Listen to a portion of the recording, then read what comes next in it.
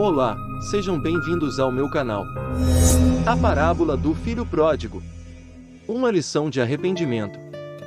Você conhece a parábola do filho pródigo?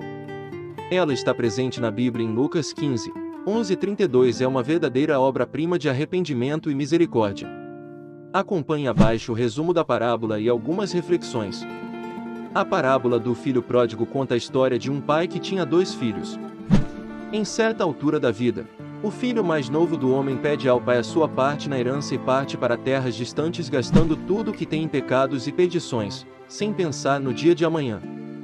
Quando a sua herança acaba, o filho mais novo se vê sem nada e começa a passar necessidades. A parábola até menciona uma parte em que a fome do homem era tamanha que ele compartilha com os porcos a lavagem que eles comiam. Em desespero, o filho volta à casa do pai, arrependido. Seu pai o recebe com muita festa, feliz pelo filho estar de volta, fazendo um banquete para ele. Mas seu irmão mais velho rejeita-o. Não considera justo que o pai o receba com festas depois do que ele fez, uma vez que ele, o mais velho, sempre foi leal e fiel ao pai e nunca recebeu do pai uma festa como aquela. O pai da parábola concede ao filho mais novo a posse de sua herança, mesmo que ele não estivesse próximo da morte. O pai poderia proteger o filho mais novo negando dinheiro, pois sair gastando a herança era visivelmente um ato irresponsável. Mas ele concedeu, permitiu que ele fizesse aquilo com orgulho e imprudência, pois tinha os seus planos, sabia que aquilo seria necessário para que seu filho se redimisse dos seus atos. Se ele negasse o dinheiro, o filho ficaria revoltado e nunca se redimiria. Assim como o pai entendeu a imprudência do filho e teve paciência com os seus erros, também Deus tem infinita paciência conosco, seus filhos pecadores. O pai da parábola não estava preocupado com o gasto da herança que ele havia juntado com tanto esforço. Ele precisava que seu filho passasse por essa lição para que crescesse como um homem. Ele teve a paciência de esperar que seu filho passasse por isso e se arrependesse dos seus atos. A paciência de Deus tem por objetivo dar-nos tempo para percebermos nossos erros e nos arrependermos. Quando nós nos arrependemos verdadeiramente das nossas falhas, Deus nos acolhe de braços abertos. E foi exatamente isso que o pai da parábola fez, acolheu seu filho arrependido. Ao invés de repreendê-lo pelo seu erro, faz-lhe uma festa com um banquete. Ao irmão mais velho que estava bravo com a decisão do pai, ele diz: entretanto, era preciso que nos regozijássemos e nos alegrássemos, porque esse teu irmão estava morto e reviveu, estava perdido e foi achado. Lucas 15, 32. É comum as pessoas acharem que somente quem ora todos os dias, vai à igreja aos domingos e segue os mandamentos de Deus é amado por ele. Isso não é verdade, e essa parábola mostra a grandeza do amor divino. O pai da parábola diz ao filho mais velho: então, lhe respondeu o pai, meu filho, tu sempre estás comigo, tudo o que é meu é teu. Lucas 15, 31. Isso mostra que o pai era profundamente grato ao filho mais velho, que o seu amor por ele era enorme e o que ele fazia pelo filho mais novo não mudava em nada o que ele sentia pelo mais velho. Se tudo o que era dele pertencia ao filho mais velho, o mais novo deveria conquistar os bens que perdeu em sua vida como pródigo. Mas jamais o pai negaria o acolhimento e o amor ao mais novo. Assim que ele apareceu em casa, e levantando-se, foi para seu pai. Vinha ele ainda longe, quando seu pai o avistou, e compadecido dele, correndo, o abraçou e beijou. Lucas 15, 20.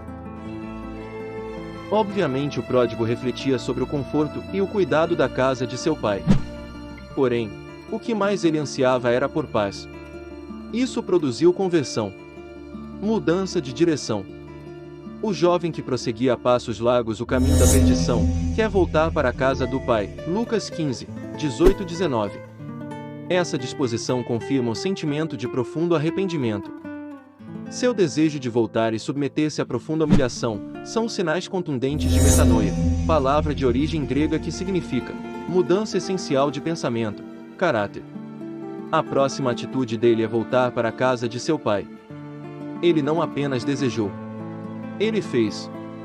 Muitas pessoas hoje em dia vão à igreja, ouvem a palavra de Deus, mas demoram muito até tomar uma decisão.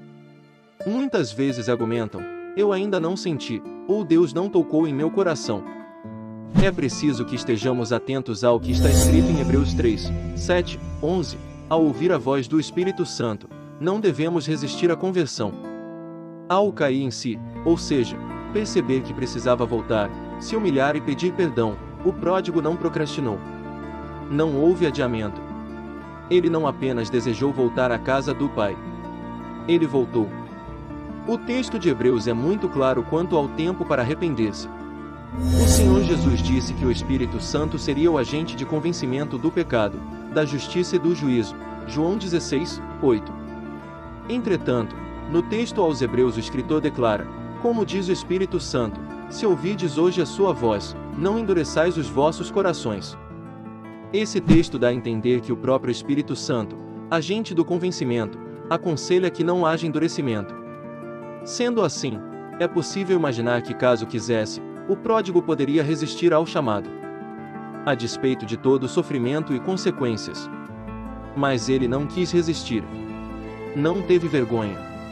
Ao cair em si sobre seu erro, voltou. Muitas pessoas esperam que o próprio Deus faça tudo. Não somos marionetes. Somos pessoas, criadas à semelhança de Deus, livres para escolher o bem e o mal. O princípio de Deuteronômio 30, 15 e 19 cabe muito bem aqui. Na referência de Deuteronômio, vemos que Deus propõe, não impõe. Ele chama para viver bem, em paz, segurança, desfrutando de sua presença. Para isso nos dá condições, colocando diante de nós a vida e a morte, a bênção e a maldição. Mas nos aconselha a escolher a vida, e não a morte. Não há imposição no reino de Deus. É preciso não apenas desejar, mas agir. O filho pródigo estava fazendo exatamente como havia desejado anteriormente. Embora tenha percebido a disposição do pai ao aceitá-lo, na demonstração de amor e ternura quando percebeu de longe sua chegada e correu ao seu encontro, com compaixão, beijos e abraços. Mesmo assim o filho arrependido lhe apresentou um sincero e emocionado pedido de desculpas, reconhecendo até mesmo não ser digno de ser chamado de filho. Mas o pai amoroso e bom interrompe o discurso. Diz aos seus servos que lhe tragam a melhor roupa de filho e vistam-no. Aqui está representada as vestes de justiça com a qual Deus nos revestiu por intermédio do Senhor Jesus Cristo. Os trapos de tristeza, angústia e vergonha são substituídos por vestes de alegria. Isaías 61, 3. Ordena que tragam o anel da família, o anel de filho. Essa atitude demonstra mais uma vez seu afeto, amor. A mensagem aqui para o pródigo é a de que não há ressentimentos. Por fim, ordena que calcem os seus pés. Os escravos e trabalhadores familiares daqueles dias, usualmente trabalhavam descalços. Mas agora ele era um homem livre. Com isso o pai do filho pródigo encerra o ciclo de redenção, as vestes, o anel e as sandálias. A mensagem do pai é a de regeneração, restituição. Não há punição, ou diminuição. Tudo isso já havia sido aplicado a ele pelo peso do pecado. O pai não permitiu que o filho terminasse o discurso. As próximas palavras dele seria: trata-me como um dos teus empregados. O pai não poderia rebaixar seu filho, porque este havia sido trazido pelo arrependimento. Romanos 8, 14. Ele havia sido guiado até ali pelo Espírito de Deus. Aqueles que estão em Cristo através da conversão, do arrependimento, não podem ser tratados como escravos, são reconhecidos e tratados como filhos. Romanos 8, 17, Gálatas 4, 7. O pródigo voltou a ser, não apenas filho, mas também herdeiro. Na parábola do filho pródigo, Jesus nos dá mais um exemplo da maravilhosa graça de Deus. O tema do amor de Deus, tratado na parábola da ovelha perdida e na parábola da dracma perdida, é ainda mais aprofundado. No contexto do pródigo, o Senhor Jesus amplifica o cenário. Dessa vez, ele aborda Deus, o amor, a graça e lei, e a religiosidade sem compaixão. Em um tema tão importante quanto esse, qual a sua opinião? O que você gostaria de acrescentar? Deixe seu comentário. Além disso, compartilhe com o maior número de pessoas que você conseguir. Deus abençoe. Um abraço e até o próximo vídeo. Aqui tem mais vídeos para vocês assistirem.